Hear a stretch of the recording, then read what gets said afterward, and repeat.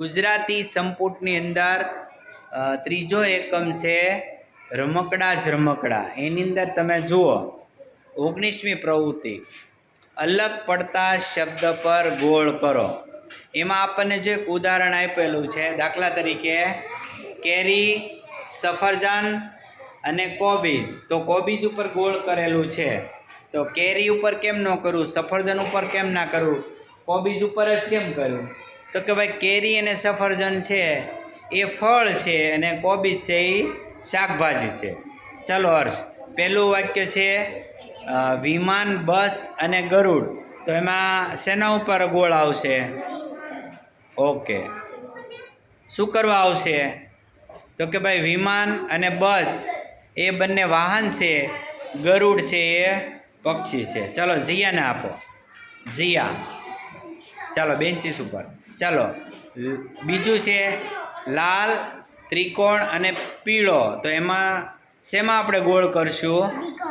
Okay, શા માટે ભાઈ ત્રિકોણમાં જ કરશું? લાલ અને પીળો રંગ છે અને ત્રિકોણ આકાર છે. ચાલો રોહિણાબેન તમે આવો.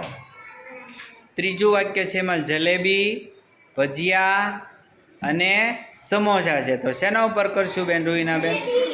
જલેબી ઉપર. શા માટે ભાઈ જલેબી ઉપર? ઓકે, જલેબી છે એ મીઠાઈ છે અને ભજીયા સમોસા ફરસાણ છે. ચાલો માનુભાઈ આવો. ચોથું વાક્ય છે એમાં જુઓ તમે સોમવાર, મંગળવાર અને સવાર. તો શેના ઉપર કરશું ભાઈ માનવ? ઓકે, શા માટે? સોમવાર મંગળવાર છે એ વાર છે, સવાર છે એ વાર નથી. ઓકે, ચાલો ભાઈ આરોહીબેન આપો. ચાલો આરોહીબેન, સ્કૂટર, એક્ટર, પાયલોટ એ ત્રણમાંથી શેના ઉપર ગોળ કરશું? સ્કૂટર ઉપર. સ્કૂટર છે એ વાહન છે, એક્ટર એ માણસ છે, પાયલટ એ માણસ છે, એટલા માટે સ્કૂટર ઉપર આવશે. હવે આ બાજુ 20મી પ્રવૃત્તિ, જેને આવડે એ હાથ ઊંચો કરશે અને આવશે. 20મી પ્રવૃત્તિમાં જુઓ તમે, અહીંયા આપણને ચોરસની અંદર એક એક અક્ષર અલગ અલગ આપ્યા છે, એમાં આપણે શબ્દ બનાવવાના છે. ચાલો દેવાંશીબેન એકાદો શબ્દ શોધી અને એના ફરતે ગોળ કરો. નો બેન્ચીસ લઈ લે, નો ફાવતું હોય તો. ચાલો કયો શબ્દ છે? ઓકે, કયો શબ્દ થયો? શ્રીફળ. વેરી ગુડ, સારું. લાવો હાલો. ચલો બીજું કોણ આવશે? હાલો રોહિણાબેન તમે આવો.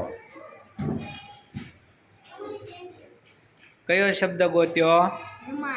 રૂમાલ. વેરી ગુડ, રૂમાલ. સરસ, લાવો. ચાલો કોણ આવશે હવે?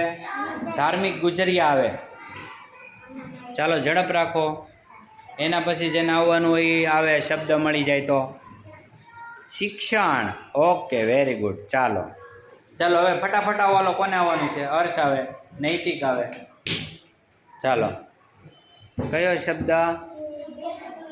કયો શબ્દ છે? રૂપિયો. Okay, very good. ચાલો નૈતિકભાઈ આવો. કયો શબ્દ? ઋષિ. ઓકે, વેરી ગુડ, સરસ. ચાલો હવે હાલો માનવ આવે ઝડપથી. ધાર્મિક તું તો આવી ગયો ને? ચાલો બહેનોમાં સિદ્ધિ આવે. ચાલો માનવ ઝડપથી. કયો શબ્દ છે?